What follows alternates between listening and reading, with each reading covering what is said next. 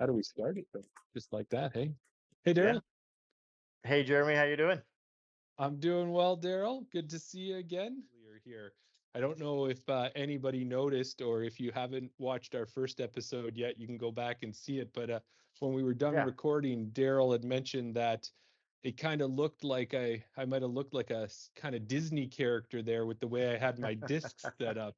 So in honor of that, I've come prepared with There my you go. R2D2 ears That's that I almost, picked up. that's almost perfect. And They look like they're just sitting on the shelf right now. well, I'm not going to wear this the whole episode. I just thought you might get a kick out of that. Now, I know I threw this on you. We didn't discuss Okay. this, so put on your Yeah. thinking cap here and shoot some Yeah. holes in my idea. The bit of a pause there was me taking a second to try and think pros and the cons. And all you can I, think of is how wonderful the idea is, right? yeah, we'll end the episode there. Yeah, no. Or should I say, it could be partly my catchphrase? You know that I like your idea, but you're wrong. Ouch. I So don't know. I don't necessarily love the idea. I'm not going to say I hate it. I'm just okay. trying to think why I don't like it. I Hey, think everybody. Welcome to Chain Out, the disc golf podcast for Canada. Nope, I'm not doing that one. I got lost. I got lost. I could I, feel you were like searching for words. I'm like, I went way beyond the simple thing. Yeah. So we'll do it again. 5 seconds. It'll just be simpler. I think what it is I don't know what Episode 3? it's episode 3, but do I want to call it the Chain Out or Welcome to Chain Out podcast? Episode 3, I think. Chain Up Podcast. Yeah, okay. Because that's how we've got it labeled. So Yeah. with you, I'm Jeremy, and with me as always is Daryl. Hello, everybody. How's it going, Jeremy? Going well, Daryl. How about you? How you feeling, buddy? I don't know. Can you tell? My voice is. I'm not. I got that bit of a sexy Barry White voice going on, I think, Oh, or you just say sexy Barry White. I was thinking maybe a little Phoebe Buffet smelly cat maybe. voice there. Yeah. Podcasting energy that we've got is like a healing energy. That's what I'm There gonna you say. go. Yeah. Channeling my inner Phoebe Buffet. Yeah, there you go. Well, thanks everybody, and we'll see you on the next one. Until then, till then, Smelly Cat says, chain out Okay, now. there for it. But for me, I think what the difference is that if I have an errant shot at Nor'Wester, I'm gonna hit a car. A car is pretty strong. It's gonna my disc is gonna bounce off it.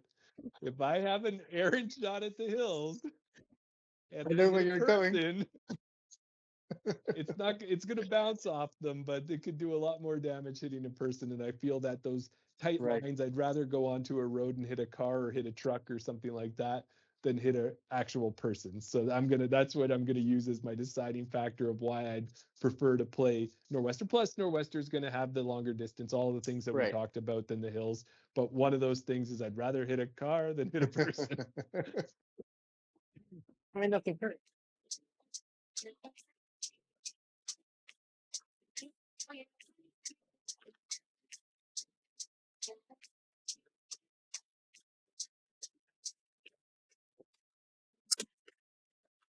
Hey everyone, welcome to Chain Out Podcast. I'm Jeremy, and with me, as always, is your favorite co-host, Daryl. Favorite co-host? Why, thank you, Daryl and Jeremy. I'm so happy to be on Chain Out Podcast with you, and glad that you were able to invite me. I'm really excited to tell you a lot about what. Oh, I'm not the guest that you were expecting to have on the show tonight. How did you know? That's the thing. So I had a huge mix, Yeah. a bunch of different brands, but then I hold a Comet, and then I hold a Buzz, and then I hold a Wasp, or I hold whatever. Name your EMAC Truth or whatever. Yeah. Feel a little bit differently in your head. It's not the same disc, even if Yeah. it's virtually the same disc. If you hold an EMAC Truth and a Buzz SS or whatever Yeah. you consider to be the same as that, it's not gonna in your head it's not going to be the same disc. So Yeah. Right. That's such an interesting way to look at it, Jeremy. I've never thought about that. I mean, I know I've spoken. Obviously, Tim said that at one point he had 7 Nate Sexton Firebirds in his bag, and they kind of explain it. Yeah, obviously, the more beat in the disc gets, the more understable it gets. So that's why they have that. But until Brendan just said it, then like not necessarily having the disc because it beats in, but just having it because it feels the same. You've got Yes. the same disc in your hand, you're throwing it, and it's that's kind of just hit me there for a second. So it feels like I've just leveled up in my disc golf knowledge now. That's the reason for having multiple discs of the same, because of the feel. yeah, like I'm not trying to get you to stop buying discs. I just want you to buy more of the exact same disc. Yeah, there we go. I Yeah. have to buy more of a different disc.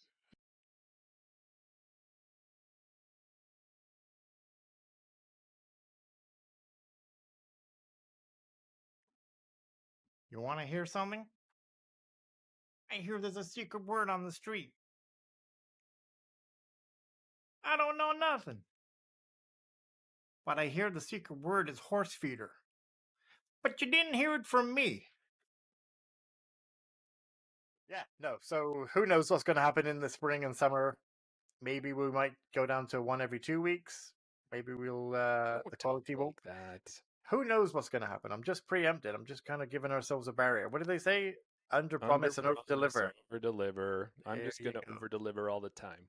You Yeah, like the so you. weekly? We're giving you the weekly. Yeah, you don't have to episode. All right, let's do it. What have you been up to? People don't want to hear our woes of editing. They just want the final product, and this is the final product. So, what have you been up to? It's easy for you to say, hey, yeah, I'm cool if women play. Oh, it's a women's event. I'm going to go out to this other course and play that weekend. Well, why wouldn't you just give that weekend up and support them? That's So such a good point.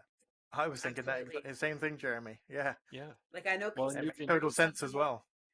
Kristen Swirls, I think, has an event coming up, right? She's She's up first. Yeah. He's up first. How many men are going to step up and spot? Like when I was in Cranbrook for Crush in 2022, we were flooded. Like the men were running the raffles, they were running the check-in, they were running, giving out, like passing the prizes to the tournament director, they were spotting. They like it was insane. Like we had so many men out there doing so many great things for the sport. It was just awesome to see the support.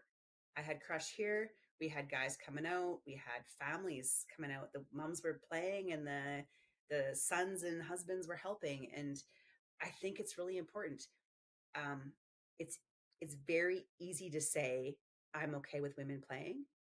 It's a little harder to give up your time to support women playing, and that's what speaks volumes. That's the true show of how much you really want them there.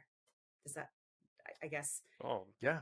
No, I'm not calling anybody out in particular. I'm just saying from personal experience and noticing the necessity of needing men, especially to walk the walk, just don't talk the talk.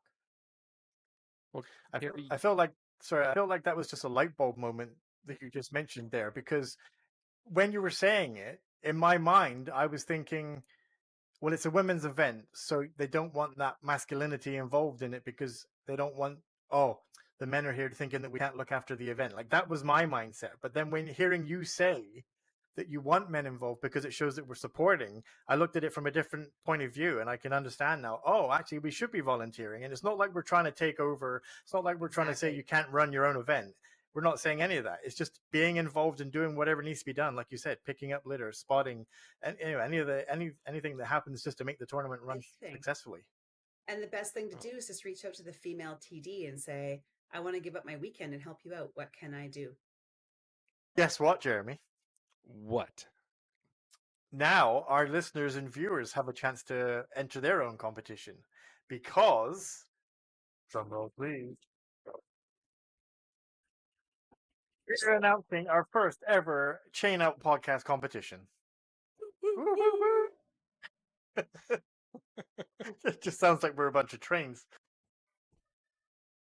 Our guest today is an Alberta FPO player. She is a personal coach with Fit Theorem. She is the captain of BR's 2024 ambassador team. She is one of the most positive and energetic people you will meet. She likes to go by the title Heiser Bomb. Hang on, Daryl. What? I gotta stop the intro, man. Why? I thought you were doing a good job. Well, when you have a great guest on like we do today, Right. I don't think the standard intro is gonna work. I think we need more. More. How can you Yeah. get? How can we go bigger than that?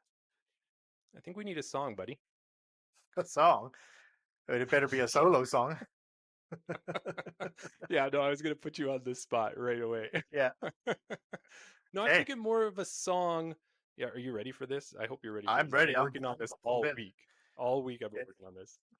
All right. I This expect is a nothing less. song inspired by the great Tom Jones. Here we go. High's a bomb, high's a bomb, high's a bomb hong. Not only can she throw it straight, but she can throw it long. High's a bomb, high's a bomb, high's a bomb hong. It's time to bring her on the show. So Daryl, if you're ready, let's go. So what do you think? That's awesome. That's one of the best intros yet. I don't know how you're going to keep topping it, but I don't, the listeners demand that you top it each week. So you're setting the bar high. don't speak for the listeners. They may have said, don't ever do that again, Jeremy. Exactly. Welcome to the Chain Out Podcast with your hosts, Jeremy and Daryl. That's right. Hello, Daryl Jeremy. and Welcome. Jeremy.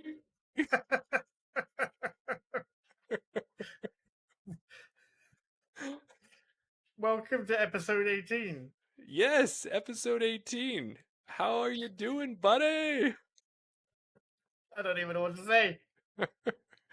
Well, what whatever you mean? You're not liking my attire that I'm sporting today? I felt like Well, Miguel, with Daryl saying that, he's got a funny story at one of our local courses that happened to him last summer. So he was out playing on his own, and sometimes we think that people out on the parks and that just don't even know what a disc golf course is. So he's standing on the tee pad and he's looking straight out at the basket, and in between him, halfway between, there's a log, and there's a lady there, and she's taking some selfies and getting all her pictures for her Instagram and everything else. So he kind of is just sitting there waiting nicely, kindly. He's not going to throw. And she kind of looks at him and then sees he's there. So she's going to move and get out of the way. And she moves and proceeds to the disc golf basket so that she can use the And disc that's golf it. basket to put her phone in. Yeah. yeah. So have you ever had any things like that on the course when you've been out there? Any funny stories like that? Well, the first time that I ever saw a basket, I was in somewhere in Ontario. I was playing a soccer match, and there was a basket behind me, and I didn't know what it was, right? So I looked over, and I was thinking, what could this thing be? So I Right. walked over, and I did like a full circle around it, and I was like, oh, it's probably a horse feeder, right? So Yeah, I went, fair enough. I see the chains. They probably put the hay underneath. Yeah. They, I don't know, tie their horse into one of the chains, and because it has so many of them, you can put a bunch of different horses in there, right? Yeah. I didn't think anything of it. And then years later, when I came to BC, I was playing disc golf on Salt Spring Island, and somebody said like, "Oh, you don't supposed to play disc golf with the tunnel. There's a basket." And I was like, "Basket? What's a basket?" They're Right. like, "Oh, you got to go to Nanaimo. That was the closest basket that we had." And when I saw the thing for the first time, I was like, "No, that's a horse feeder." They're like, "No, man, that's a basket." So I can see how the lady thought that it was the perfect Yeah. tripod for her phone, right? Yes. That's awesome. And it makes so much sense when you say that because I can see how you would think that would be a horse feeder. It looks exactly like what I would think a horse feeder would be like. What you,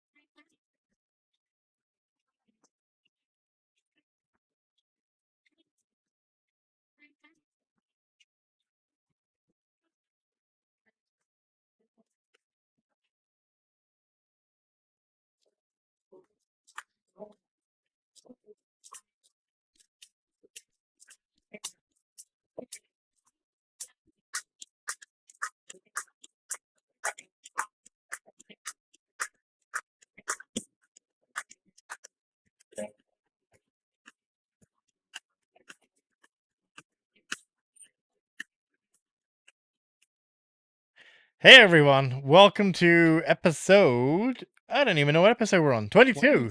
22 of the chain Around of the the basket. Around the Basket. You say, do I want to take this? And I think I shouldn't because I'm not very good at intros. Well, it's a little hard. It's like this is the best we could do on short demand for doing the garbled, what do you call it? Like, when they do witness protection.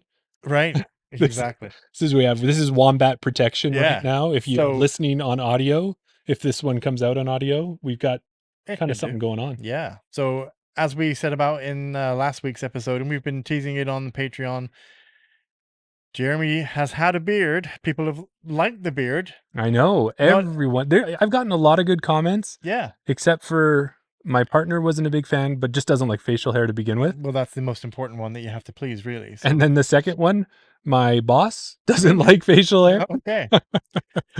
So we put it out on our Patreon. Jeremy was he was going to be shaving it off this week anyway. So we thought, why not make a bit of a Patreon special? You got to vote out of the 12 styles on what style of beard that Jeremy would shave it into for the last of the hair on his face before it goes completely.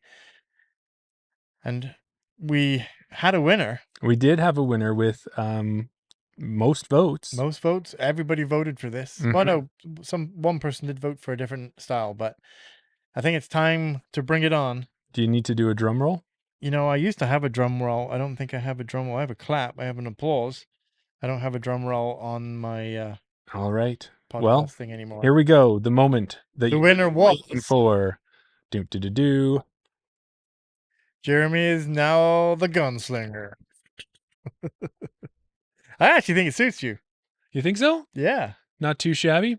We were talking about it as I did the shave upstairs, and I Yeah. was showing you. I'm like, did I get it? Is it even enough? How's it look? You had said it was amazing how facial hair, something so little, Yeah. can make such a big difference. Hey? Going from a full beard Mm-hmm. to shaving it like this, like you look like a different person. It looks like you've got a bit of an edgy personality now. Well, I've been talking about the fact that I've got a couple motorcycles in my garage and I don't even have a motorcycle license. Do I look like I could ride a motorcycle now? Do I got the look at least? There you go. You just need a pair of black wraparound shades. Maybe you need a do-rag as well, just tied on top. Yeah, Yeah. I think so. Well, gunslinger, maybe it's a cowboy hat. Is there such a thing as a cowboy hat helmet? Probably not. I've seen those fuzzy helmets. Have you seen those? Yeah, ones? yeah. With the bunny ears and things like that. I'm sure there would be there you go. Brock loves it. Well, thank you, Brock. Appreciate it. As a fellow facial hair person. Now, I know Brock's had facial hair and he says, usually, if I remember right, Brock, you said a Halloween costume is probably the only time that you've shaved off your beard. Have you done anything like this? Have you had some fun with it? That just reminded me of something, a photo that I can bring up for maybe for next week's episode. Okay. Speaking about shaving it off, like I don't know if I think I shared a photo of me pre-beard Right. years and years and years ago. But did you know that I did the name is eluding me now. It's the one where you shave the Hair Massacre. Oh, yes. Okay. Yeah. So I had a beard. Mhm. So I dyed my beard pink and I dyed my hair pink Right. and then went to work and got people to sponsor me and all that. And my two sons did it as well. So we had everybody in the family was pink. Okay. We shaved White Goodman from Dodgeball. Oh. Donde está la biblioteca? We're looking at opening up a Globo gym in Mexico. Just getting ready. There you go. If you know, you know. But yeah, I'll bring up a picture next week because I don't have it on me right now. But I'll bring up a picture of what I look like with a pink hair and a pink beard. Yeah. And then awesome. what I look like completely bald. Did you know I shaved my head as well? Wow. Shaved my head, 'Cause shaved you my have beard. some luscious locks, or you've had them over I have the so years. much hair growing out of my head. It's unreal. Welcome My to hair- Chain Out Podcast, all about beards and hair growth Hairstyle tips with Chain Out Podcast. with your favorite 40-year-old. My hair grows so long. My facial hair grows. I think my facial hair gets to a point and then it doesn't get any longer. Gotcha. Like I don't trim it at all now. I told my barber not to take any more off because I know that in the beginning we've seen clips maybe in the the Funpilation there. My beard was a little bit longer. Yes. But I told him not to take any off because I want to see how long I can get it. But Get it quite big. Yeah. Well, there you go. Well, I'm liking it. You're liking it. Yeah. Well, it'll last for Well, this episode. We might yeah. get some pictures before it comes off. But we said it was going to just live on Patreon. oh no, yeah, I don't know that we'll put it anywhere else. I might have something else to go with it. I've got kind of an idea. And if I have this idea come to fruition, oh, hey, person turquoise waving, person turquoise waving, person turquoise waving. Now you can see actually Yeah, Dylan there you go. and everybody else. I didn't mean to click on add to broadcast, but yeah, that's what we see when Mhm. in YouTube, when you click on the little icons, that's what we get to see. That's it. Yeah, exactly. Well, we wanted to touch a bit on it before we get into what we're going to talk about tonight. Was talk about last week, Daryl.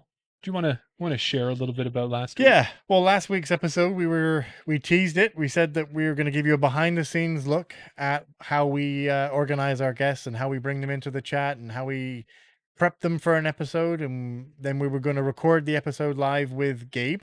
Yeah. And then that was going to be our guest. We were going to pre-record it on the Around the Basket. And then that was going to be an episode. It would be the Chain Out episode. It would be this interview. Chain Out Yeah. week's episode. Just because we were having so much trouble getting a time because we want to have him on live, but he tends to be quite busy on Wednesdays. So Yeah, exactly. Mhm. So we had Gabe on, yes, we did have Gabe on, and then we didn't have Gabe on, and then we had him on. and then we didn't have him on. But wait, we had him on after that. Yeah, right. After that one, we had him on again, but then we didn't have him on. No. So we had about, I don't know, I think we tried like 10 or 15 times to try and secure the connection. It was, I'm going to say it was on Gabe's end, not pointing any fingers. Doesn't matter whose fault It was on an internet provider's end is what it was. Yeah, on. Yeah. there was, he just kept dropping off the call, so we decided to call it in the end. And then we ended up having a great chat with Brendan. We just did an impromptu Teams meeting. So that one, we're sorry it didn't quite go there. But if you did catch that one live, you got a chance to see what's happened. And many of you have already been on the show, so you had a bit of an experience there. We did make sure to get Gabe out of there before he probably would have got frustrated, because I think he would have pushed through for an hour at least. And we said, you know what, Gabe, we don't need you to do that. We'll get you on another time. We'll make it work. Yeah. So we will do that. And I think we got to do it sooner rather than later, because I want to talk about Project 15. We thought we could have talked about the Project 15 Open at that point. If we don't get it any time before Nationals, maybe we will just record it at Nationals. Oh, yeah. If we can't get a good internet connection, we will go to Project 15 and get you an episode. That's actually a great idea. If we can't talk to you, we will bring the podcast to you. That's right. We will go right there. Okay, we're not putting that out as that's not a disclaimer. Not everybody's included in that. Well, everyone can be included, but there will be some assistance required to get us out there. Yeah. Some of these will be out naturally, but not all of them. So yeah, so we did that. It wasn't meant to be. We want to let you know that Patreon is growing. Thank you so much for helping make that happen. We are now up to 23 Patreon members. Yeah. And we need the drum roll. We're going to have to start to get that, because we got I can another get it. I just need warning. Here it is. No. Go ahead. What is the drum roll for? The drum roll is for, we have 3 levels of Patreon. Yes, we do. We have our Chain gang. I'm not even sure what the first level is called. Well, there you go. What is the free? Let me just go. Well, we got 3 levels as we take a look. And I found it before, but you think we would know, wouldn't you? But we do have 3 levels. There's a chain link. So we have 4 levels. That's why I was getting confused. Okay, go ahead. So the basic level is the free level. Mhm. You don't get any benefits. Hmm. Well, you get You to get watch the link. You get the link watch to the these Around the Basket. episodes. You but can yeah, chat with us. okay, and- yeah, you do yeah. get some benefits. Then we have the chain link tier. Then we have the top band, Yes. and then we have a third link, a third level. Yes, and that's the tap-in level. That's the tap-in level. It's exclusive at the moment. Yes, there's because we- one person. We got our first person to subscribe to our tap-in level, and of course, who would be nice enough to subscribe to our tap-in level? Well, only the nicest, most generous man in disc golf, Yeah, and that we would wanna be Say a big thank you to Alex. Alex Penny. I Yeah. love to shorten people's names. I don't know if he liked it or not, but thanks, Alex. We appreciate that. And thank you to all of you who are supporting us through Patreon. We do appreciate it. Helps us with the costs to run our programs and that. And it's going to help us also too, is that we've got when we were talking about it, the previous episode, is we're going to have some exclusive giveaways for the Patreon members. And then on another thing that we're going to add to the levels is you will have automatic entry into any of our contests. So you can still like and comment and do tag and do all those things that we'd like you to do. But because you're a Patreon member and you're supporting us, we'll make sure you're auto entered. So watch the Patreon. We'll put that into those levels. And when we do those updates, we'll put a note in there. We're going to try and do more exclusive Patreon stuff because I don't Yeah. think we've done enough exclusive stuff for Patreon. Yes, we give you the Around the Basket episode, but that's kind of more of a, it's a fun way to hang out. It's a fun thing that we do. We talk to interesting people sometimes, or we have interesting conversations. But other than that, not everybody listens to the podcast or doesn't watch it. Yep. So we want to give some other benefits to those people that support us. And as always, throw some of your requests in there. If you want to see another version of Disc Golf Jeopardy or Disc Golf Family Feud, or if you Maybe we should do Distal again. Yeah, if you want to do Distal, we'll pick a week, we'll do that. We'll take your guys' feedback and we can add those things into these Around the Basket episodes for sure. We're here for you. Mm-hmm. So one of the things, want to get into some topics? Yeah. You've always said that we should have a little bit of discussion and maybe even some disagreement. I like the disagreements. And not always disagreement, but it happens. Yeah. We don't have to agree on everything all the time. So I've got a topic for the listeners. Okay. And for you and for me that's probably going to stir up some emotions. Oh. In a positive way, I think. Okay. So what's the best mid-range disc out there? And I'm just going to lay it out there. Well, we can talk about it. We're talking 4 and 5 speeds. We're talking about 4 and 5 speed discs. Yeah. What do you think is the best mid-range out there? And you're going to ask me a whole bunch of questions probably. You're going to ask me, well, do you mean the straight flyer?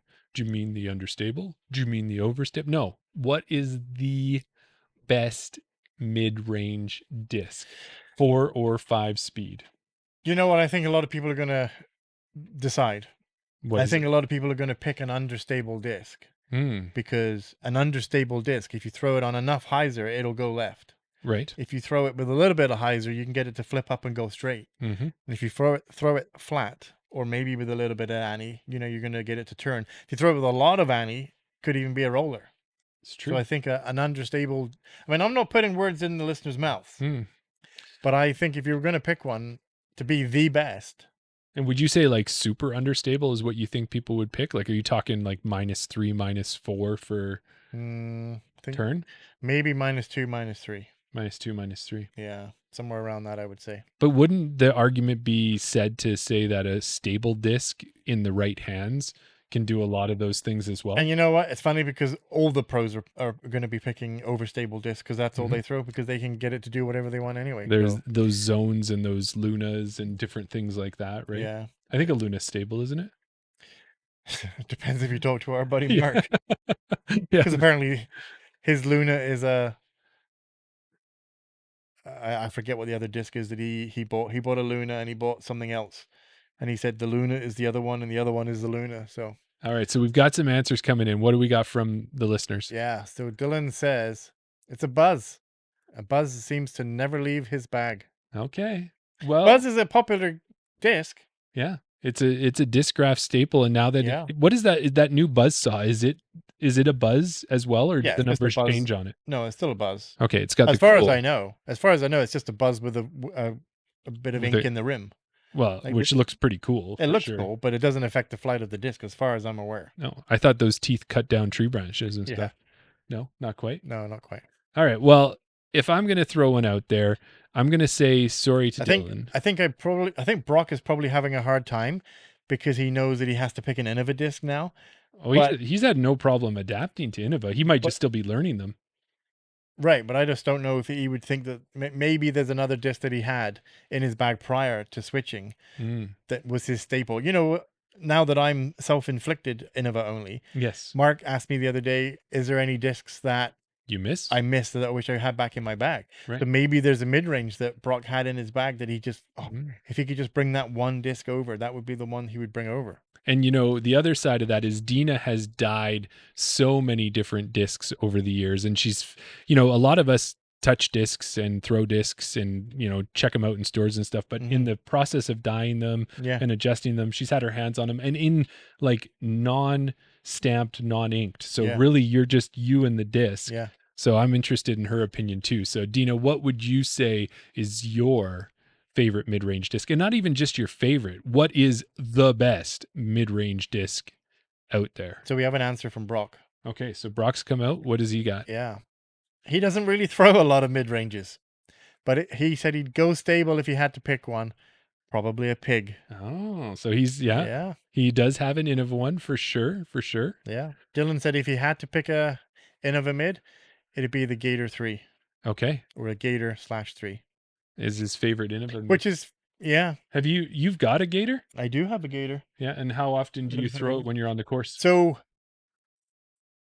I don't know how. Oh, I think I bought it from Brock. I bought a Cayman from Brock. Mm.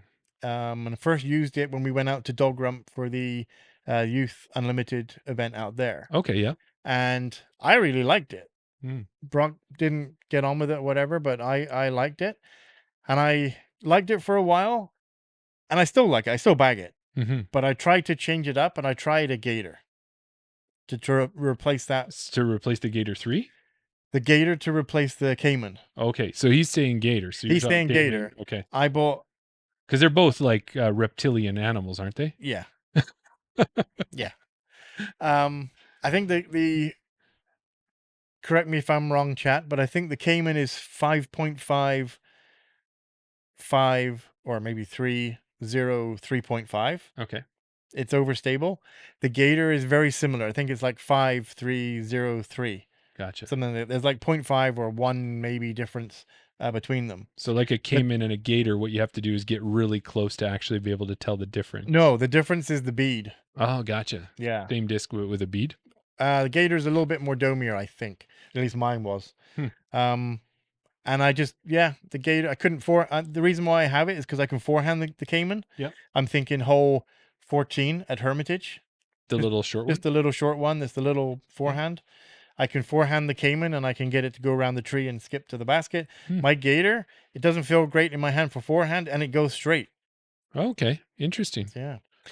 Dina says she loves her Comet. And a bit of a headwind, she always uses a Wasp. Yeah, because the Comet's a little bit into that understable mode, right? That you're talking about. Yeah. And then now a Wasp, I've never thrown or even touched a Wasp. So she's saying that's a little bit more stable. Would you like to touch one?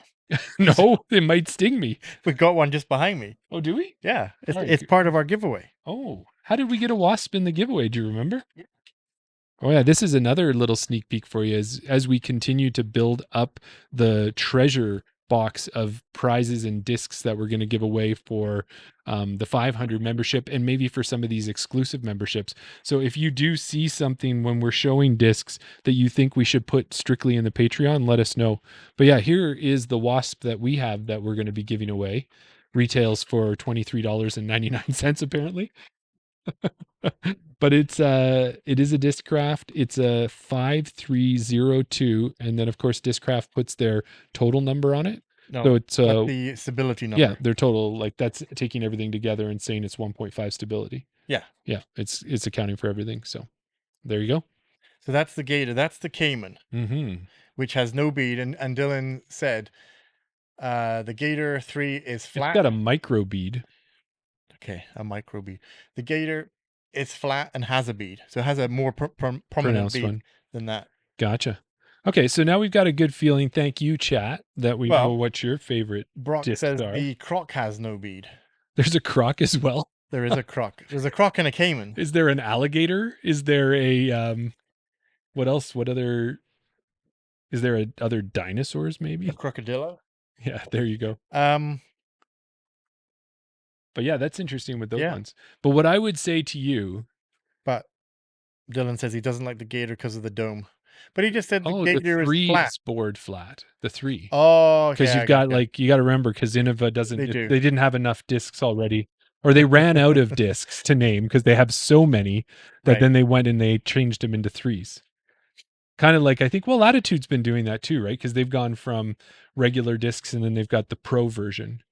Well, I think everybody does it, right? or an air version. So I think that's the same thing as just Yeah. adding the 3 is They that. got to get us to buy some discs. Like, if we've bought all the discs, what are they going to sell us? Well, and Dave's got so many. We mentioned this before. I know we're getting slightly off topic, Yeah, it's but okay. We'll pull back. yeah, in previous episodes, I mentioned about where are we getting with these discs, because there was Halo Glow or Halo Go Proto Halo Star, Proto Glow, Sparkle, like 3. yeah, and the same with MVP, right? They had their fission plastic, but then the Mhm. fission, you know, The proton the fission proton fission glow particle, yeah. particle glow. There you So go. they just Yeah. keep adding different aspects and all these different discs, and they're just getting so long. Yeah, it is interesting that way. But if we get back to the mid range, what is the best mid range? We've got some opinions from Yes. there.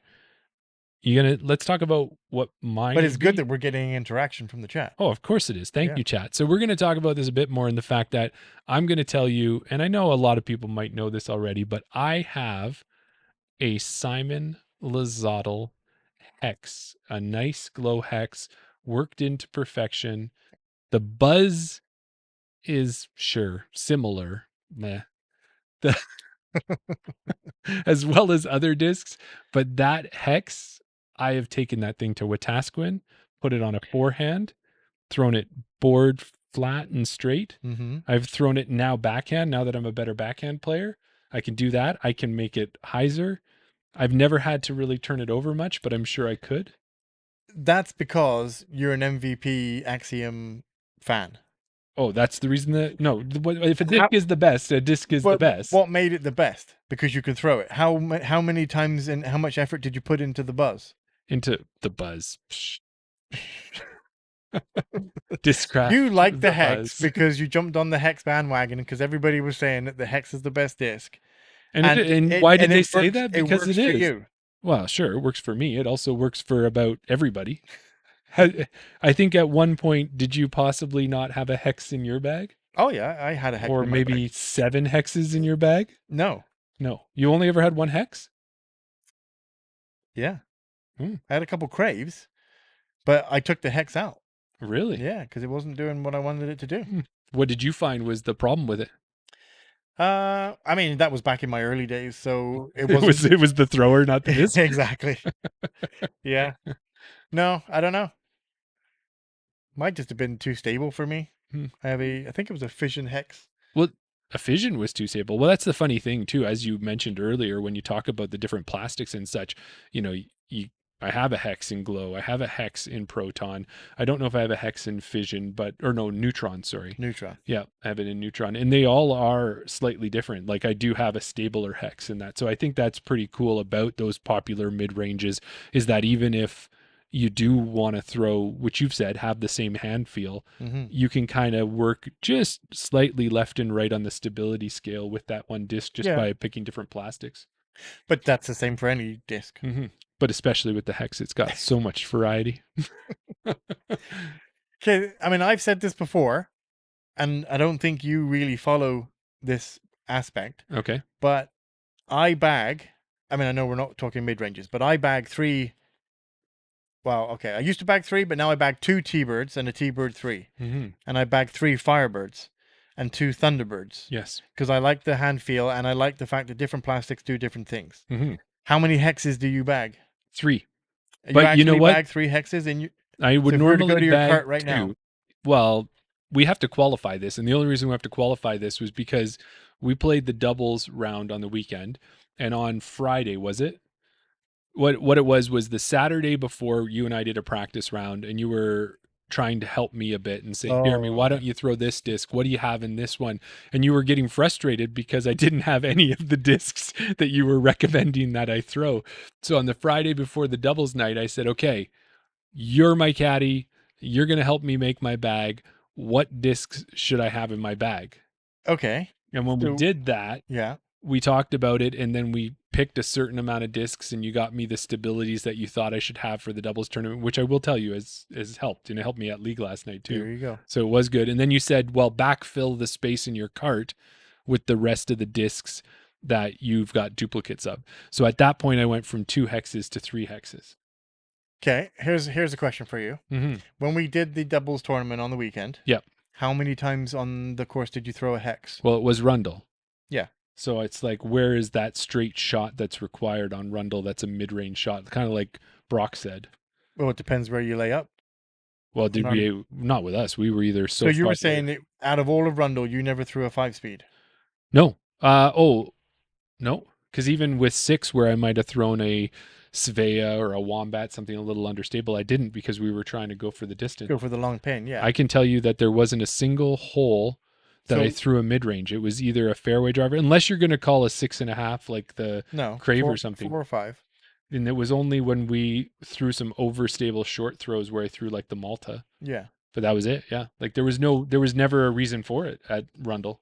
Doesn't that answer my question? Doesn't that answer my side of the argument? That there was no mid range throws. So how can it be the best mid range if you don't even throw it? Well, it was the course you're talking about. So when I had a hex, Mm-hmm. I would throw a hex on 10. On 10.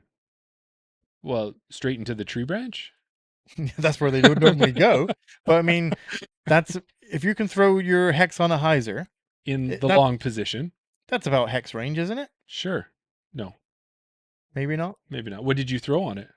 I threw a T-bird. Yeah. So is that hex range? So that's it. That's my proposal for the hex to start us off on this. And we've got the other opinions. So now you're telling me the hex isn't the best disc. No. I'm gonna say Straight up no. Not even like, well, I see where you're coming from.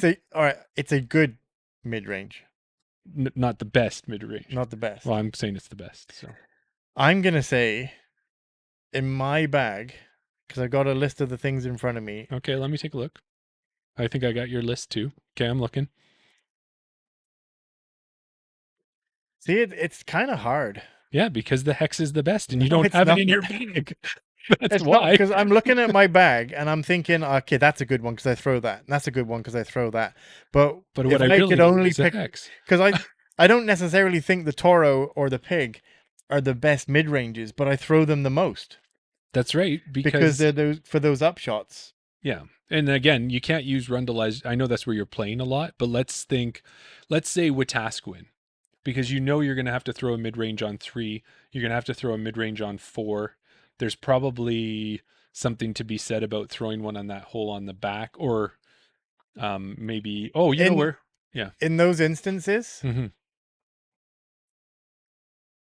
well, I'm sorry, I'm just getting distracted by the chat because Yeah. Brock brings up a very good point, and he says, and that's why he doesn't throw a lot of mids.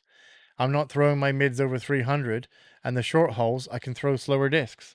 Right. So on a shorter hole, he's throwing putters, and on longer holes, he's going up to fairways. So are we saying that the best mid-range is no mid-range at all? The best mid range is either a putter or a fairway driver, is what we're saying. There you go. Okay, Wetaskiwin, So you're at 3 and Wetaskiwin. 4. Yes, 3, 4, and let's say, I think it's 17. You'd probably Yeah. throw a mid-range there. Oh, in those 3 holes, Yep. I'm pulling out my Wombat 3 Okay. because the Wombat I can throw it on hyzer and I can get it to flip up and go straight. Mhm. If you want any confirmation of this, go back and check out the Birdie or Die series that I did and have a look what I threw on hole 7. That's Because I happening. It's parked not it. done yet, is it? Hole 7 is past. Oh, okay, Yeah. gotcha. I threw a Wombat 3, got Mhm. it to flip up straight, landed underneath the basket, probably within 5 feet. Hmm. And that's the hole that Sonia reckons I'm going to ace next. Okay. Because I can get that. If I give it a little bit more height, maybe I can get the Wombat 3 to get there. Well, and for Hermitage, that would work for hole 2 as well. Yeah, I did Yeah. throw it on hole 2. I went straight into the trees on the right-hand side because it was The wind was a headwind second or something. third row out of the truck. But no, I mean, if you're getting me to pick on those courses, like when it's in the short position, hole 6 at Rundle, Mm-hmm. I'm throwing the Wombat 3. Okay. Yes. At Hermitage, I mean, I could throw it on 2. You could probably throw it on 16. I throw it on 7. 16? Yeah. Not off the tee. Maybe. Oh, sorry, 15. 15. uh, Across the back there. Yeah, Through the I could. trees. Yeah. Like Dylan says, Hermitage gets a lot of mid love. So Yeah. If okay. Well, I'm gonna put it out there. Then you're making me pick. Mm-hmm. The Wombat 3 is better than the Hex. Okay. So this is the gauntlet that's been laid down. is that there's the Hex against the Wombat. And what's my thought on the Wombat? It's hard for me to really drop garbage on the Wombat because there isn't a reason to, because I bag one Mm-hmm. and I do like it because it would be pretty much the Hex's twin brother So in the fact that it's just, instead of a 1-1-1, we've got a -1-0, right? Or is it -1-0 for right? The, yeah. So we've got one that can go to the left a bit at the end, or one that can finish flat on the right. So why do you bag a Hex and a Wombat? Because, well, that's a good point. Because I probably know that I can guarantee the Wombat will do the fade, where the Hex has that little bit of finish, that there are holes that I might want to drift right. And because I'm more of a hyzer thrower, I just know I can feel more confident. If I need to go right, the Wombat will take me right. And I think because the Wombat has a bit more glide, if I need a bit more distance. Right. Yeah. Which makes it better. No, you're getting me to give you your own argument here. So what do we have? We have a buzz from Dylan. Yep. Dylan picked a buzz. We have a wasp or a pig from Brock. No, pig was from Brock. Oh, a wasp or a comet. Or a comet from Dina. Yeah. Okay, so I think we have most of those discs, right? We're just missing the wasp as a disc out of your bag. Like in your whole collection of throwable discs that you have, do you have a wasp? No. No, neither do I. So we don't have one of those, but I think I have a comet. You have a comet? I have a Hex. Yeah, I have a comet. Wombat. No. So I think we got to do something here. What do we got to do? We are going to throw down and we are going to determine the best mid-range ever. And you want to know how I want to do that? In fine print, according to Chain Up Podcast. According to Chain Up Podcast, which Your is may vary.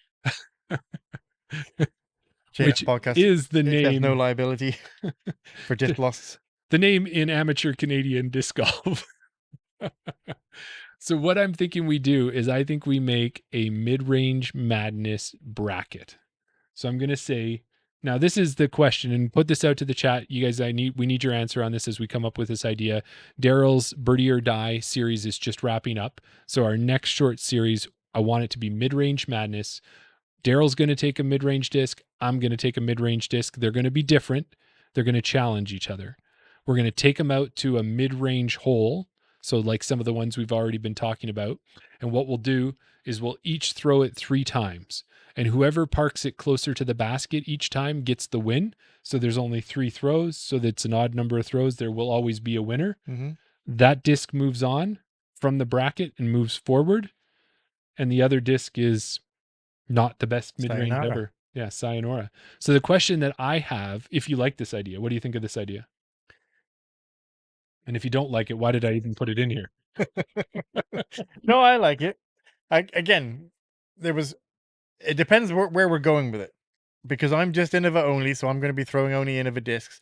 Is the challenge Innova versus the world or the rest? Mhm. Is it? Does it then come down to how well I throw a disc compared to how well you throw a disc on any given day? So I know the Wombat 3 is probably going to win, but if you put it up against, whatever disc that you've got, maybe the Sphere, Right. maybe you throw the Sphere better, you get a lot of win carry, it gets, and what are the criteria? Is it just, No, do you want best out of 5? no, Because the thing you've got to think of is on any given day that you go out there, we're not going to put these things into the disc throwing machine. right. That's not the effort. The effort Yeah. is to say out of 2 MA40 players, 850-ish rated. It's my disc against your discs. Yeah, and that was the question. So we can put that out to the group. Should it be, because your bag is mostly Innova, I think we know All. where Brock's going to go, or is all Innova. Yeah. We know where Brock's going to stand on this. Should it be Innova versus the world of mid-ranges based on what's in my bag and what you have available to you? Or Or I'm should just going to put this out there, and I don't like this answer, but I just put it out there. Hmm. We do have some other discs that are similar, the same. Like I have a Sphere. Yes. I'm pretty sure. I have an MD3. I have a Hex. I have a Meteor. I have a Detour. I have a Rolo. I have a Paradox. I have a Rock. I have a Mako. So you got a lot of discs. So we have discs the same.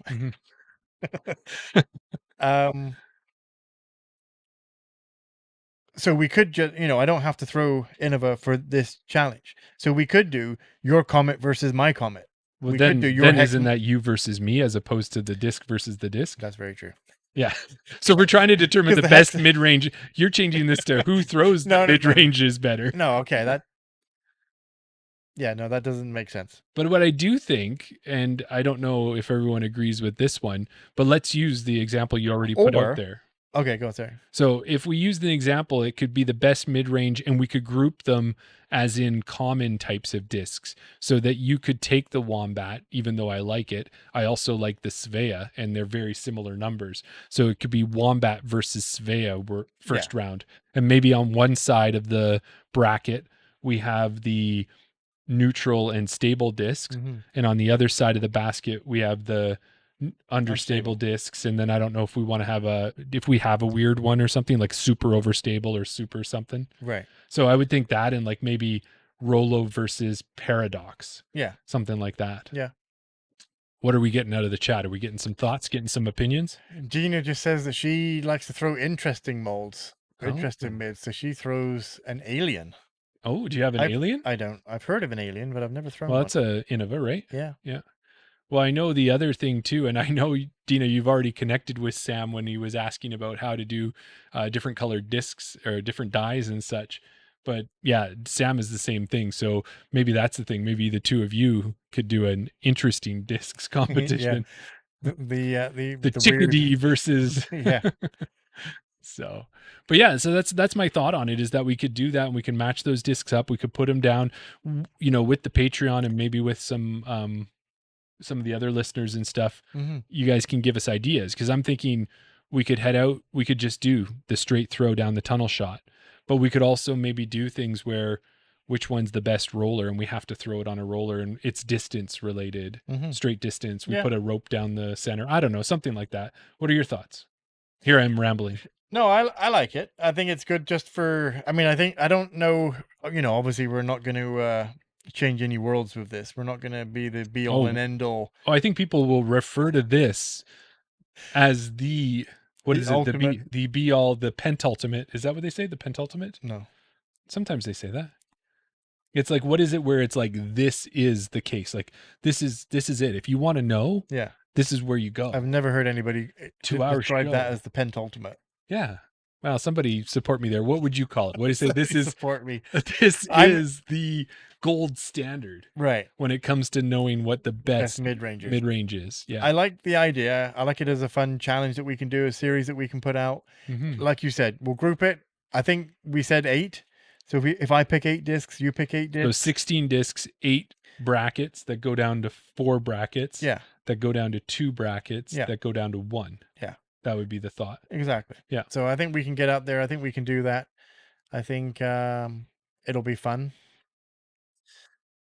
Brock says, I think the different categories make sense. I'd also say do different holes, because those different categories would normally be used in different situations. Okay. I agree. Yeah. Yeah. So what I'm thinking, let's say we're going to be at Hermitage on the weekend, because we're going to be there for She's Up First. Right. I don't know that we have a lot of time. We're going to be doing a lot of volunteer duties and that. On the Saturday. But let's say we find a chance to go out to one of the courses in Edmonton. Like, I think we could say, you could say, let's just start with Rundle, because everybody knows Rundle. Dina, you're going to know Rundle. If you don't know it, go check out our Rundle walkthrough and you'll be so caught up to speed about what Rundle Park is. But if we were talking Rundle Hole 1, that would be our understable backhand throws. See, now it comes into, you would throw that, or out of those discs, it would be a backhand understable disc. Well, that could be an option for that's those. Not how I throw that hole. I throw it forehand. Right. Stable. So we'll have to throw the same style of throw. Exactly. So we'd have, okay. Yeah. I would concede that if you wanted to throw backhand understable on hole 1, and then maybe another hole, we'd have to switch it up a little bit. Yeah. Well, and you would say, like, we could do a tunnel shot, or we could do, if you were saying hole 2, that could be easily just a straight shot. Oh yeah. I'm thinking, hole 11 would be your overstable mid. Right. Yeah. So I think what would probably we have a different range of categories, and we have a different range of holes that we can test them on. That's right. Yeah. But I do think the other thing too is, if we go out and do this, we'll do a couple of the battles at the same time. It just makes sense. Mhm. And then we'll put them out as we go. Yeah. So with that, maybe we're at Niska and we'll cherry pick the holes that make the most sense, or we're at Hermitage and we cherry pick the holes. Mhm. So Absolutely. you're up for this? Oh yeah. All right. So so are we saying it's going to be Innova versus the world? What did the chat have any thoughts on that? Or do they want to see Daryl actually? Maybe that's what they want to see, is they want to see you throw something other than Innova. Other than Innova? Yeah. Would you like to see that? Because I don't think there's a video out there. Well, there is. We did the Discape discs for sure. And yeah, that's another thing. We could incorporate Discape into this, maybe. We could put the Skyteron in there. Well, if I'm throwing Innova only, that means that you would have to throw it. Yeah. Well, we'd have to see, because I'm sure like the Skyteron could take out anything in your list. So here, but yeah, let me know in the chat. Do you want it? Would you rather it be Innova against the rest of the manufacturers, or do you want to see a mix against a mix? Mhm. I don't know if I've necessarily. I don't know. I mean, I've got the Clash Berry. Okay. Yeah, Just trying to that think could of be for other- like to satisfy Dina's request for something obscure. Now The Clash Berry is not obscure. it's obscure to me. But with that being said too, I guess with you, our listeners, if you happen to see us out on the course or something like that, before we set these ones in stone, if there's one that you're partial to that you want to loan, maybe not your favorite disc, but if it's something that we don't have, we could work with you and get that into the competition maybe. Maybe. Yeah. I'm just trying to think what other discs I have. I do have quite a few other mid ranges that I could do. One of these days, we're just going to have Daryl put all of his discs on the table, starting with the mid ranges, and then the table will break. But I do like the idea of Innova versus whatever you've got to put up against it. Well, I'm up for that. Because out of the ones that you've got there, how many do you bag? You don't bag a Stingray. You don't bag a Macro. You don't bag a Rock. But I Shark. have them. No, You don't bag a Paradox.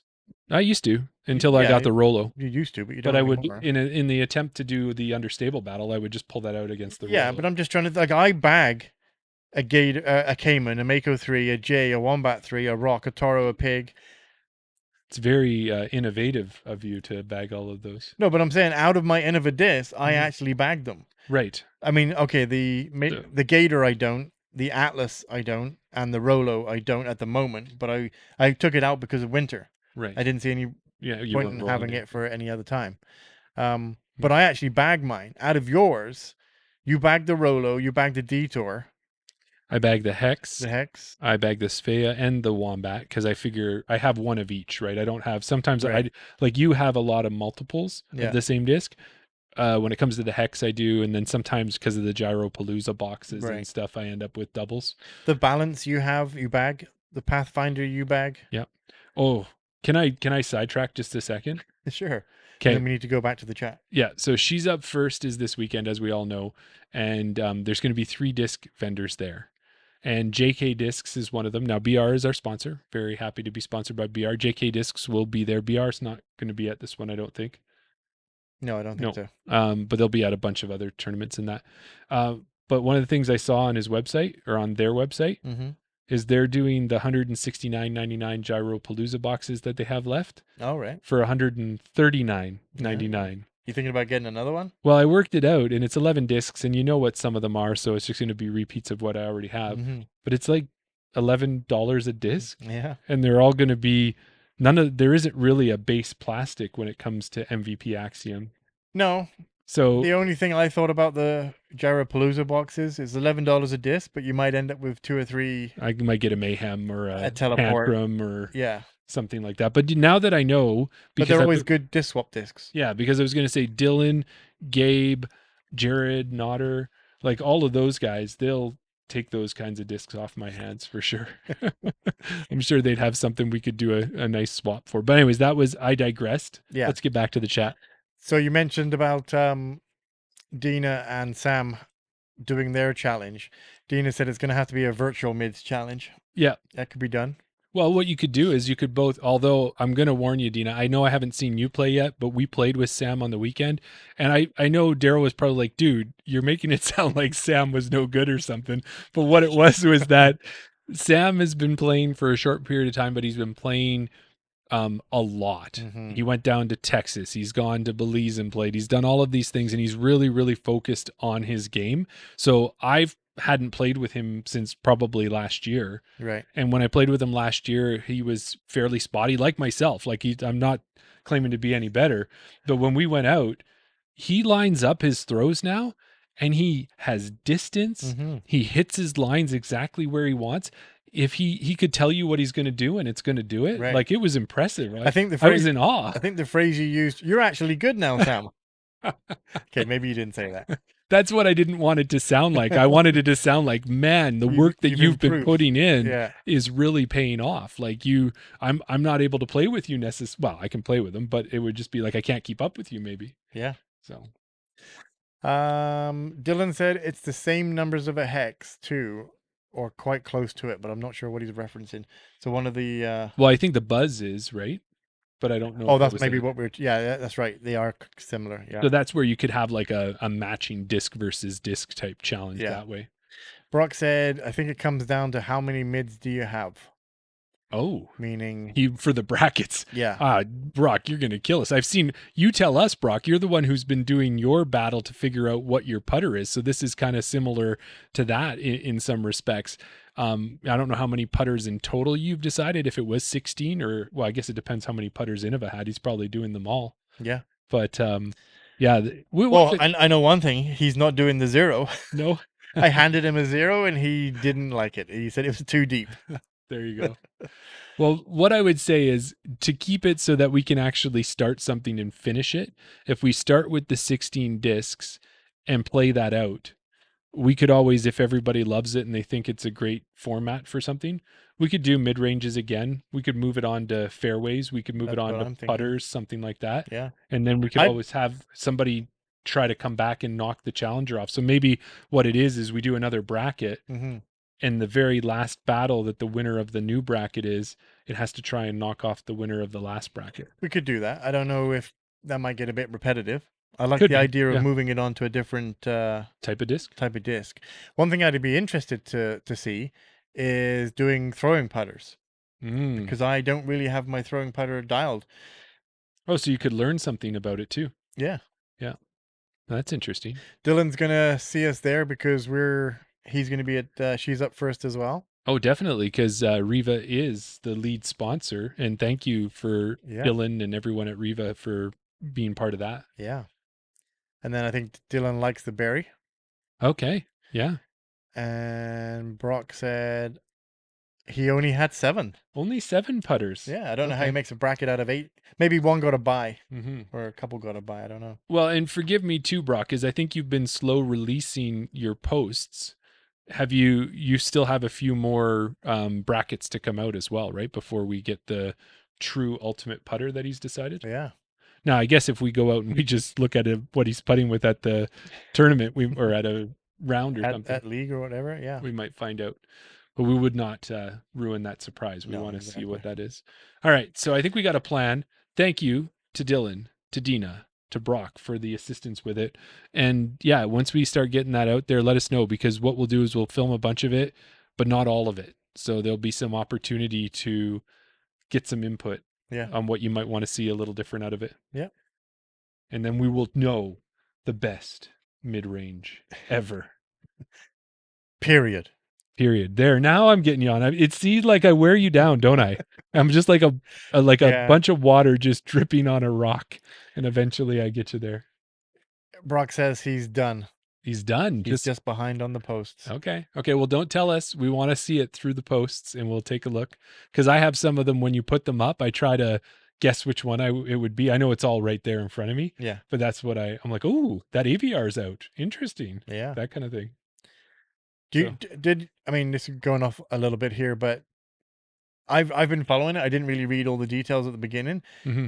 Was there, like, what is your criteria for moving? Like what makes a disc win? Is it just like 5 putts, 10 putts? I think it was like 100 putts. Was I it could be wrong, but I think, is it 100 putts? Brock, let us know. I know 100 putts with each disc? I mean, that would be a that would be better- a very good Yeah, telltale. exactly. You can't really do it over 5 putts, No. 10 putts. You have to do it over 100. What do you think the minimum amount of throws, if you were truly trying to analyze, like for us, we're going to have some fun with this. Mhm. And like you said, is it could be if you're having a bad throwing day or I am, well, those are the breaks. Right, If a disc is really good, it will be able to make up for our bad throwing days. right. But how many discs do you think or throws How would many it be throws? with a disc to truly tell? Like I know some people would say you grab that disc and you give it one good throw, and if it does what it's supposed to do, Yeah. some people would bag it immediately. No. But I think, I mean, in perfect weather conditions, are we talking mid ranges or are we talking putters? I'm just saying discs in general. Well, It- we could start with putters. So with what Brock's doing, how many putts do you think? I think, go ahead. You think? Go ahead. I think you should go ahead. Oh, he's doing 20 putts for each disc at 25 feet.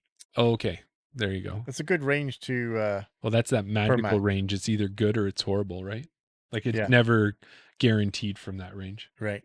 Well, it's never guaranteed from a lot of ranges, but. And what do you see in there? Well, yeah.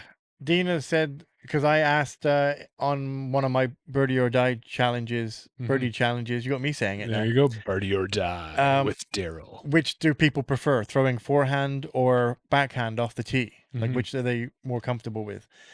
Dina said for her, it's no brainer because she only throws forehands. Okay. But now she says, fun fact about my play, I only throw forehands. Only. So not just off the tee. So approach shots. You don't. I'm but guessing- you don't forehand putt, do you? No, I'm guessing she's not forehand putting. Well, I've seen some forehand putts, and I've also seen some of those. What are they, like basketball putts or Yeah. toss putts and stuff? Yeah. So yeah, let us know how you putt. Getting back to how many putts. Yeah, Mhm. I mean, 20 putts is minimum, I would say. Yeah. Or 20 throws. 20 think- throws. Yeah. If you took a mid range out and you threw it 20 times, you would probably have a good indication of where the disc is going to land and how it's going to fly.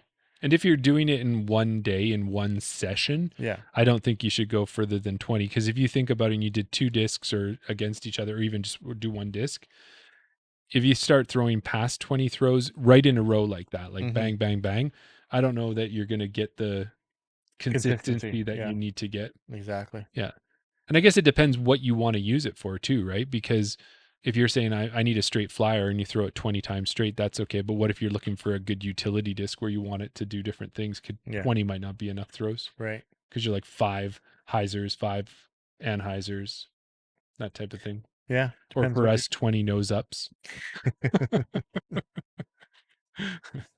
So, all right. I think we covered some good ground on that. Yeah.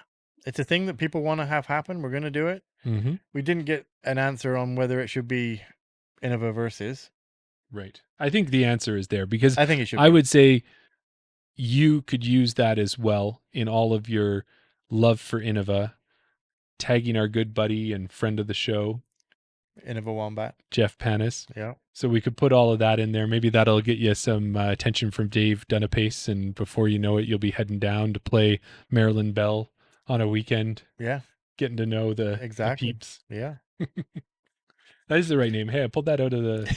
I did pretty good, didn't I? It is Marilyn Bell Park. Yeah. And it wasn't even in the notes. No, Martha. Oh, No, it's not Marilyn. It's Martha. Martha's Vineyard? I want to say it is, but it's not. Martha and the Muffins? Martha. It's Martha's something. There you go. So Dylan says he thinks it should be Innova versus.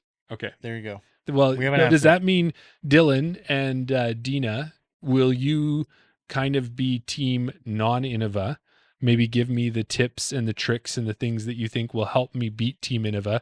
And obviously, Brock, as the Innova ambassador, you will need to be giving Daryl some tips. And then I think we're going to divide the crew up as best as they want to. Maybe everybody wants to be Team Innova. Maybe just because they know what the chain out battles are like. But I don't know. What would you say when it comes to mids in general for you and I think it's probably evenly matched. Like I think, and tell me if I'm wrong, but I think if it was an approach shot battle, it would probably be tilted in your favor. And if it was a putting battle, Mhm. I think it, depending on the day, it might be tilted in my favor. Would you say that? I think maybe you have the advantage putting. Mm-hmm. Like not by a lot. No, It's- but you are more consistent. You are better at putting than me, but like you said, but not by a lot. But you are. I would say it's tight on approach. How many times have you seen me sail an approach shot like 30 feet Mm. long of the basket? Like I think on the weekend you helped me with my disc selection, but if I was left to my own devices and didn't listen to you, I'd have a little bit of a problem. Yeah. Thanks, Brock. We will talk to you next time. Thanks for stopping by. You betcha. And thank you for the great choice in facial hair selection for me. I appreciate that too. Dylan says 1 Innova, 3 Discmania, and 1 Discraft. Ooh. Oh, okay. For the teams, hey? Is that what it is? Not sure. You have to give us more context on that one. And then Dina says, sometimes she forehands putts, Okay. but I backhand putt within the circle. Yeah, that makes sense. Yeah. And that's probably what we would have thought. But I've seen forehand putters and some really good forehand putters too. Yeah. But yeah. Well, I don't think we should drag this out too No. long. But what I did want to do is I wanted to touch base on the Great Escape really quick.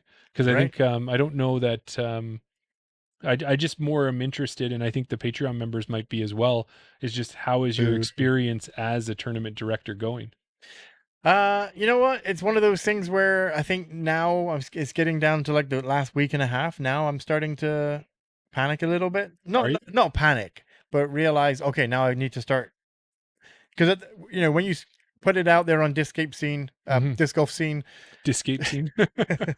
when you put it out there on Disc Golf Scene, it's an event, and then you do nothing. I'm with you, Dylan. If you didn't notice when he went boo, that was what the reason was. So I think I appreciate having you on Team Non-Innova. There you But go. yes, as the guy who is handling the chat, he might be a little biased on what question, or what responses he acknowledges. Put it up on the screen. Put it up on this. There you go. Dylan says, so he's Team Non-Innova. That's right. And I appreciate that. That's okay. I got one of the best helpers on my team so far. You do? Actually Fair. 2 of the best, because I got forehand help Yeah. and I've got Non-Innova help. Yeah. Okay. So you put an event on Disc Golf Scene, Yes. and then nothing. You just wait for, every day you check your email. Did anybody sign up? Did anybody sign up? Did anybody sign up? So the registrations roll in, Mm-hmm. but you're not doing anything. There's nothing you need to do while registration is happening. Right. You're just leaving it open, and people are registering. You're hoping more people register than they don't. Mm-hmm. So, fun fact, today I actually got an email to say that registration for the Discape Challenge had closed. It closed. Isn't it like, It's still like a week and a half yeah, away. it's not like this weekend. It's the Right. next weekend. Yeah, exactly. So how does that magically happen? Does it do it on its own or what? Well, I set the date for it to close because I figured It's going to be so full. I've got to have time to sort out cancellations and stuff like Oh, that, or okay. refunds or anything like that, and the wait list. I've got to put people on the wait list, right? As it turns out, we're not in that position, so I reopened it again. But I'm gonna have to put a post out maybe tomorrow or Friday, just to let everybody know that it's coming into the final week. So, because I know we've spoken to Sam Mhm. on the weekend, and he said that he was He was 75%, maybe even 80% sure. yeah, that he was going to sign up, but he hasn't signed up yet. Okay. So he may be one of those people that's just going to sign up in the last week. Right. So I might have to just set the closing date to like 2 days before. Well, I just don't want to leave it open too late and then people pull out, or I guess there's no downside. There's no loss in this one. And I think that's the thing, is when you look at some of the other tournaments. Pause. Thanks, Dina. We will talk to you next time. Thank you for stopping by. We appreciate you. But I do think that with some of the larger tournaments, there's a lot more planning that has to be done, say with meals and with things like that. So you already have the discs purchased. So the only thing you have to do is just probably cap it. Like somebody could sign up the night before. Would it impact anything? No, exactly. No. Like unless you're going to do some hot dogs or something. And even then it's not a big deal, right? Yeah. No, there was a plan to do that. I don't think that is a plan at the moment. But you're right. Yeah, I mean, I think I could leave it open until the night before, and I don't think it would hurt. I mean, you know, I think I was talking to somebody on the weekend and they were talking about maybe signing up, but when is the registration closing? And I said, you know what? At the end of the day, if you showed up Call me. if you showed up on Saturday and said, "Can I play?" I'm sure I'd have some discs for Yeah. people to use anyway. So, Well, and even with that, you and I have a couple personal sets as well that we could lend out. We wouldn't have yeah, no, I wouldn't be the stamp. like if someone wanted to play. Yeah. But yeah, now it's coming down to now I'm starting to realize, okay, now I need to start. I spoke to Brendan, Mhm. to Brock, sorry. Yes. Now I've got to start putting the names into UDisc because Okay. this is a UDisc event. It's not a PDGA event. So It's not kind of like sanctioned. tag team on the weekend. Yeah. So rather than tracking scores or anything like that, I got to Mhm. put all the names into UDisc and then create the cards because there are people that want to play with other people. Mhm. You know, like I said before, it's a very beginner friendly event. Yeah. If you people you want to play with, you want to be on the red team. We've got somebody that wants to play from the blues, but the other people that signed up with are playing from the reds. So I So can you make, gotta make I can that make, card work. yeah, but that'll be fine. Okay. Well, that's awesome. I'm really excited for you. And it's great for Edga as well. It's going to raise some money. And then, of course, we've been partnered with Discape a number of times now. So it's good to give another opportunity to get their discs out here. Because I've been seeing a lot of great Discapes, but it seems like most of them are out in Ontario is where they are. And that's makes sense because that's where Ned is located. Right. Right. And he's kind of the head of, not the head, but he's kind of maybe the marketing end of Discape, right? Yeah, yeah. Mm-hmm. But no, it'll be good just to get this event completed once it's done, and then I can know, oh, you know what? It actually wasn't that bad. Everything went okay. That was that one thing that I messed up on, but okay, this worked out. Nobody was angry. Everybody, I managed to create the cards. Everybody knew which hole they were going to. Yeah. And the event was done. That's what I'm looking forward to. Then I can actually say, I've TD'd an event and it went through and it happened. And then the floodgates will open, right? Then it's going to be chain out tournaments and it's going to be all of these different challenges that you're going to put together. Maybe. We'll see. We'll see. All right. Yeah. Cool. Well, that's awesome. I'm excited for it. Are you still wanting me to play or am I volunteering? Am I doing both? What am I doing? Figure that out. TBA. TBD? TBD. Or TBA, to be announced? Yeah. Okay. To be determined. Whichever one you want to be decided. Yeah. To be TBI, to be introduced. Brock said he can stop by for a little bit just to kind of, which I think will be good to have somebody that's running an event so that any little thing that I might have missed. Or something like, even if it's between rounds, right? To help you with whatever that part is. Exactly. So hopefully he'll be there. Yeah, I don't know. What about, are you going to do a caddy book? I'm just asking. Have we thought about that? No, I hadn't thought about a caddy book. Because it could just be, regular, no OB. There's nothing. It's just be safe. Yeah. Like you could, but you may want to think about that. I didn't even really think about putting a caddy book out because I just thought, oh, it's Hermitage. People know how to play Hermitage. But it is a beginner event, so maybe there are people that don't know. And there's a good collection of players that are PDGA members and non-PDGA members. Now, non-PDGA members could play more than anybody else, but we don't know. I'd have to go back and now you got me thinking. If I go back to the Go-To Symphony that happened last year that Josh put out, I wonder if we got a caddy book from that event. Well, it just gives you a thought. Some probably should do because it should be like what time to meet and what time to... Welcome to the world of TD and tournaments, Dylan. Yeah. Damn. All right. So it's probably something I should have thought about all this time where I'm like, oh, TD and event is easy. You just put it on disc golf scene. You don't do anything. All that time, maybe I should have been thinking about, okay, start preparing your caddy book. Yeah. Well, I guess what we could say with that is that thank you for letting us talk about it on the Around the Basket episode, because I think we've come up with some new things, right? It'd be the best tournament ever. We know it. But yeah. There you go. That's how it's going. Yeah. And I figured, I think we've had enough of a chat, and Dylan's been kind enough to hang around. Yeah. He's been hanging around. And I think we could, get to the end here. Absolutely. Yeah. We hope everybody enjoyed it. We appreciate the feedback. This was quite an interactive episode. And I think your guys' help with the mid-range one will help make that good content. Because I think you've started something really good with the Birdie or Die series. It's great content.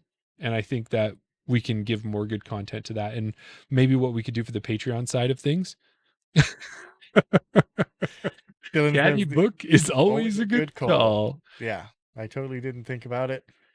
But I think what we could do now, you tell me as the technical wizard, could we give the Patreons a pre-look at those videos? Would it be easy enough to do, or is it hard Which to videos? The mid-range for when model? we make them? So that kind of gives Oh, them yeah. another benefit, is that they get to see it before we put it out to everyone else. We can do that. Yeah, I think if we can start doing some of that stuff, because it Yeah. really helps the Patreon feel like you guys are getting. I know you guys would support us either way. Daryl and I have talked about that. We've looked at the entire list of people who are supporting us on Patreon, and we know that you just appreciate what we're doing.